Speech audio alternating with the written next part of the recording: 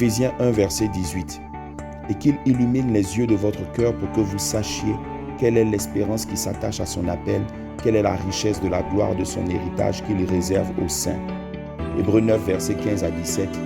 Et c'est pour cela qu'il est le médiateur d'une nouvelle alliance, afin que la mort étant intervenue pour le rachat des transgressions commises sous la première alliance, ceux qui ont été appelés reçoivent l'héritage éternel qui leur a été promis.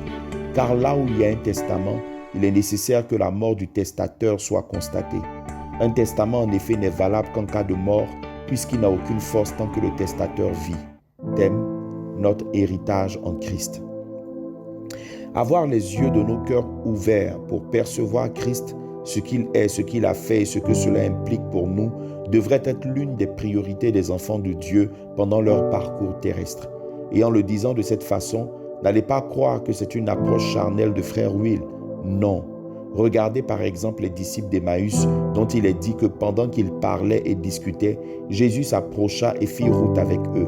Mais leurs yeux étaient empêchés de le reconnaître en Luc 24, versets 15 à 16. Toutes les réponses à leurs questions étaient pourtant là, cheminant avec eux sur une distance d'environ 11 km, soit 2 heures de route. Mais leurs yeux ne pouvaient le reconnaître, car leur cœur était lent à croire. Luc 24, verset 25. Il ne s'agit pas de leurs yeux physiques, car Jésus n'a pas eu besoin de leur tenir la main comme des aveugles, mais les yeux de leur cœur étant fermés, même celui qui est la lumière du monde a eu du mal à les éclairer pendant qu'il marchait avec eux. Quelque chose se passait certes dans leur cœur qui les brûlait au-dedans d'eux alors qu'ils écoutaient sa parole, mais même à ce niveau, ils ont eu du mal à faire le choix de dire oui aux Écritures. C'est l'un des drames qui mine plusieurs chrétiens. On a du mal à croire de notre cœur l'entièreté de ce que la Bible déclare au sujet de la croix et de ses implications. Du coup, il nous est difficile d'avoir une saine appréciation de l'héritage que Dieu nous a réservé en tant que saints. Oui, Paul a vu juste de faire monter cette prière en faveur des Éphésiens et nous devrions lui emboîter aussi le pas afin que Dieu nous ouvre les yeux sur la richesse de la gloire de cet héritage que nous avons en Christ. Voyez-vous, l'une des choses qui se produit lorsqu'une personne nantie meurt, c'est qu'on fait le point de son testament si elle en a laissé un pour connaître l'héritage à distribuer à ses ayants droit. Et c'est ce que le livre des Hébreux en son chapitre 9 nous explique. La mort de Jésus ayant été constatée à la croix par son côté percé, le testament entre dès lors en vigueur. L'héritage éternel qui nous est promis prend d'office effet. Et connaître ce que la Bible dit de cet héritage et de son contenu, avoir les yeux ouverts sur ce acquis de la croix est une grâce dont il ne faut pas se priver. Aussi, permettez-moi de vous partager brièvement ce que j'ai découvert. Notez pour commencer qu'en tant que chrétiens ayant reçu Jésus dans nos vies, notre héritage, nous l'avons pleinement en Christ. Mais de ce que j'ai perçu des Écritures, c'est qu'il peut être divisé en 3 grandes catégories.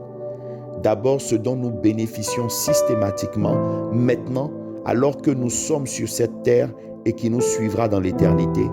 Ensuite, ce dont nous bénéficierons à partir de l'enlèvement et pas avant, jusque dans l'éternité. Enfin, ce dont nous pouvons bénéficier maintenant, mais qui n'est ni systématique ni obligatoire, mais dont nous bénéficierons à coup sûr dans l'éternité. Quand vous comprenez cela, vous savez comment et pourquoi prier. Par exemple, dans la catégorie de ce qui n'est pas systématique maintenant, mais qui sera totalement manifesté après l'enlèvement, on peut loger la guérison divine. La Bible dit par exemple que par ces meurtrissures vous êtes guéris, 1 Pierre 2, 24. Il est sûr à 100% que cela sera manifeste lors de la glorification de notre corps à l'enlèvement, mais pendant notre parcours terrestre, nous pouvons encore tomber malades et être guéris ou pas. Laissez-moi vous lire 2 passages des épîtres de Paul qui illustrent ce que je veux dire. 2 Timothée 4, verset 20. Érastre est resté à Corinthe et j'ai laissé Trophime malade à Milet. Philippiens 2, verset 25 à 27. J'ai estimé nécessaire de vous envoyer mon frère Épaphrodite, mon compagnon d'œuvre et de combat, par qui vous m'avez fait parvenir de quoi pourvoir à mes besoins, car il désirait vous voir tous et il était fort en peine de ce que vous aviez appris sa maladie. Il a été malade en effet et tout près de la mort, mais Dieu a eu pitié de lui et non seulement de lui, mais aussi de moi, afin que je n'eusse pas tristesse sur tristesse. Fin de citation. Nous devons donc prier Dieu dans l'humilité et le supplier au besoin pour que sa miséricorde nous soit accordée afin de rétablir nos corps quand ils sont malades. Mais n'allons pas croire que c'est systématique maintenant. Du coup, quand je prie désormais pour mon corps malade ou pour une autre personne, je pars du postulat que cela fait partie de mon héritage en Christ, mais je reconnais à Dieu le droit de le manifester dans mon corps maintenant ou plus tard lors de l'enlèvement. Je le supplie donc de guérir maintenant, car son pouvoir discrétionnaire lui permet de changer les temps selon son bon vouloir.